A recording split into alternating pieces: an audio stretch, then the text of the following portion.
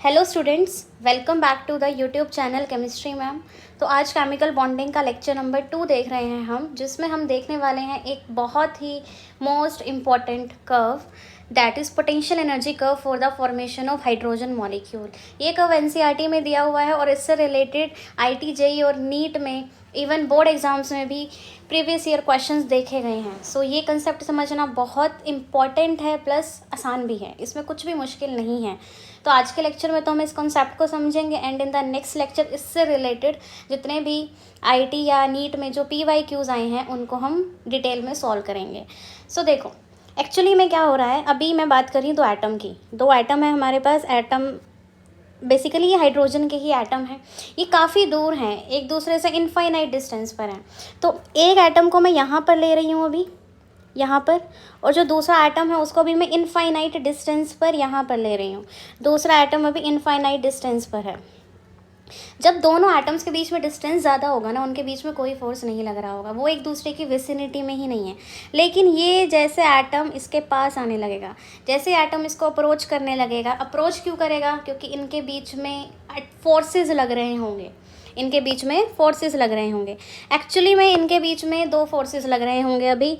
एक होगा force of attraction and force of repulsion. ये दो फोर्सेस लग रहे होंगे।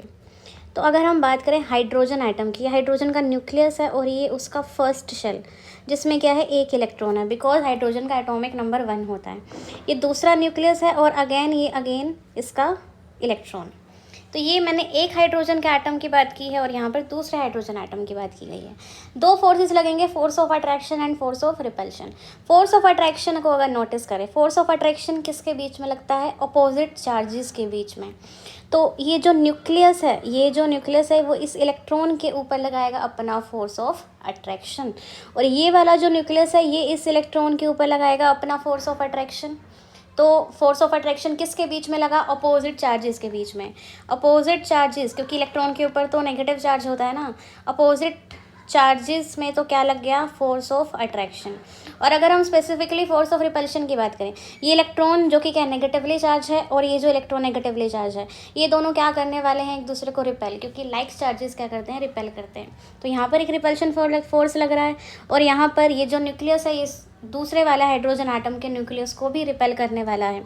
तो जो सेम चार्जेस हैं, लाइक चार्जेस हैं, उनके बीच में हमें अट्रैक्टिव फोर्स ना देख कर क्या देखने को मिल रहा है? रिपल्सिव फोर्स देखने को मिल रहा है। तो हमारे पास एक फॉर्मूला होता है फोर्स का, K(Q1Q2)/r², फोर्स, क्योंकि फोर्स ऑफ अट्रैक्शन और रिपल्शन की बात कर रहे हैं। वो फोर्स से ही डिराइव होता है एक्चुअली पोटेंशियल एनर्जी का फॉर्मूला। पोटेंशियल एनर्जी का फॉर्मूला क्या आएगा? K(Q1Q2)/r। बेसिकली हम इस फॉर्मूला का यूज़ करने वाले हैं क्योंकि हमने वाई एक्सिस पर क्या कंसिडर किया है? एनर्जी को। कौन सी एनर्जी को कंसिडर कर रहे हैं? बेसिकली हम पोटेंशियल एनर्जी को कंसिडर कर रहे हैं। तो जब एटम्स दूर थे, इनफाइनाइट पे थे, मतलब एक ही एटम है और दूसरा एटम अगर यहाँ पर है, इससे इतने डिस्टेंस पर है, जब ये इनफाइनाइट डिस्टेंस पर हैं तो इनके बीच में कोई फोर्स नहीं लग रहा। लेकिन जैसे जैसे पास आने लगेंगे इनके बीच के फोर्सेस बढ़ने लगेंगे, इनके बीच का फोर्स ऑफ अट्रैक्शन बढ़ेगा, फोर्स ऑफ रिपल्शन भी रहेगा। लेकिन अब मान लो इस पॉइंट पर आ गया, ये जो पॉइंट है, जैसा कि होता है हमारे पास एक टर्म दूर के ढोल सुहावने, वैसा ही होने वाला है। ये एटम को अभी ये वाला एटम जो है वो बेसिकली दिखाई दे रहा है। तो इस पॉइंट पर जब ये पास आ रहा होगा, ठीक है, क्योंकि ये तो है ना डिस्टेंस ऑफ सेपरेशन, कि इस एटम और इस एटम के बीच में कितना डिस्टेंस ऑफ सेपरेशन है। जब ये पास आ रहा होगा, डिस्टेंस ऑफ सेपरेशन कम हो रहा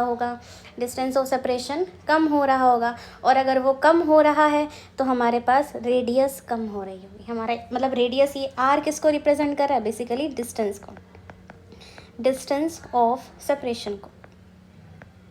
ये डिस्टेंस ऑफ सेपरेशन जो है वो कम हो रहा होगा।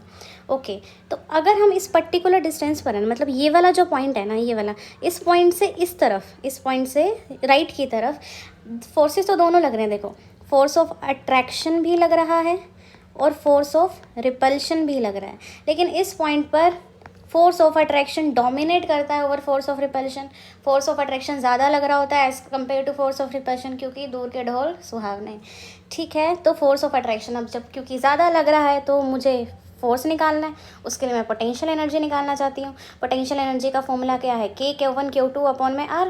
ओके, अब फोर्स ऑफ अट्रैक्शन डोमिनेट कर रहा है, तो वो फोर्स किन किन के बीच में लग रहा है, फोर्स ऑफ अट्रैक्शन लग रहा है अपोजिट चार्जेस के बीच में। मतलब कि ये प्लस ये न्यूक्लियस में और इस इलेक्ट्रॉन में, अगेन इस न्यूक्लियस में और इस इलेक्ट्रॉन के बीच में फोर्स ऑफ अट्रैक्शन लग रहा है, बेसिकली अपोजिट चार्जेस में। तो K तो क्या होता है यहाँ पर कांस्टेंट होता है, हम उसकी बात ही नहीं कर रहे। एक चार्ज अगर पॉजिटिव है तो दूसरा चार्ज क्या है, नेगेटिव। ठीक है, और अगर मैंने डिस्टेंस को बेसिकली जो इनके डिस्टेंस ऑफ सेपरेशन है उसको कम करेंगे तो पोटेंशियल एनर्जी बढ़ जाएगा।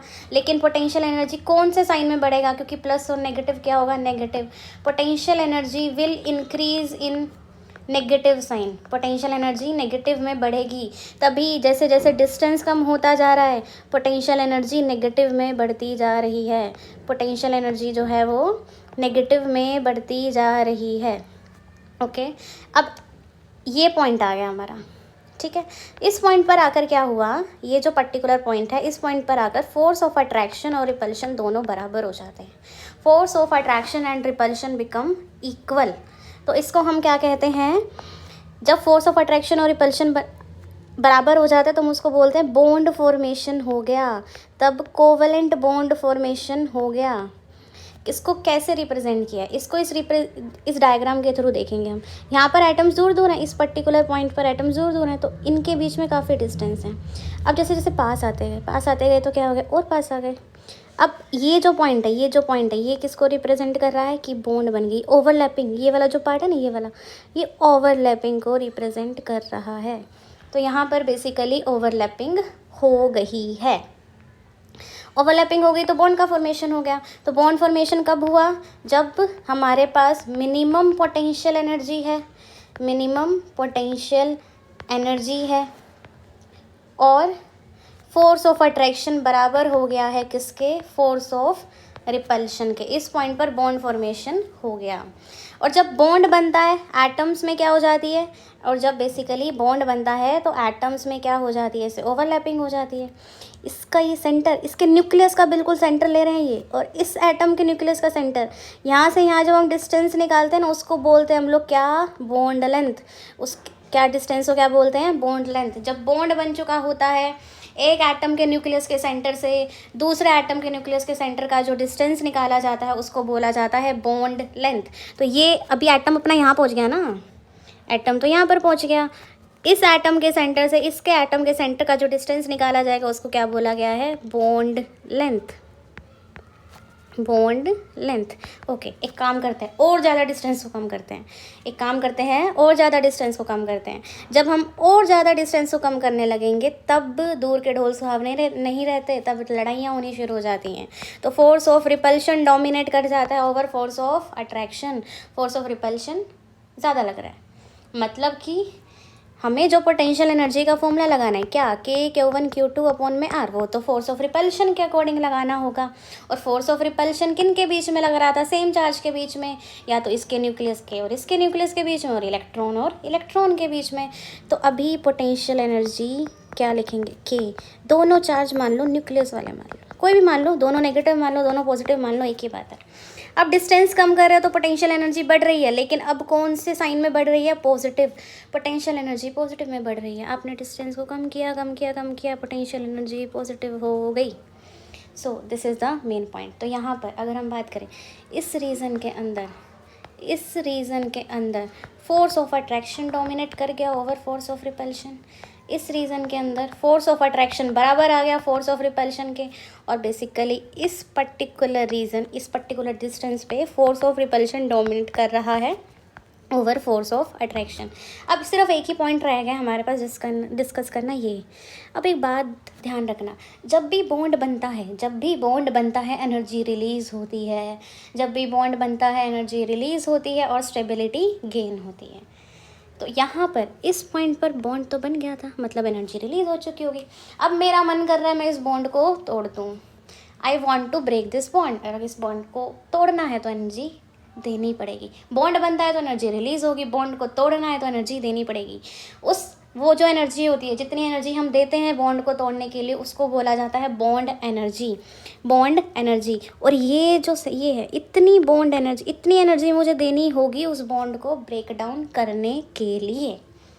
तो ओवरऑल ये टॉपिक कवर हो चुका है। इन द नेक्स्ट वीडियो हम क्या बात करेंगे, इससे रिलेटेड क्वेश्चंस जो प्रीवियस ईयर्स में पूछे जा चुके हैं।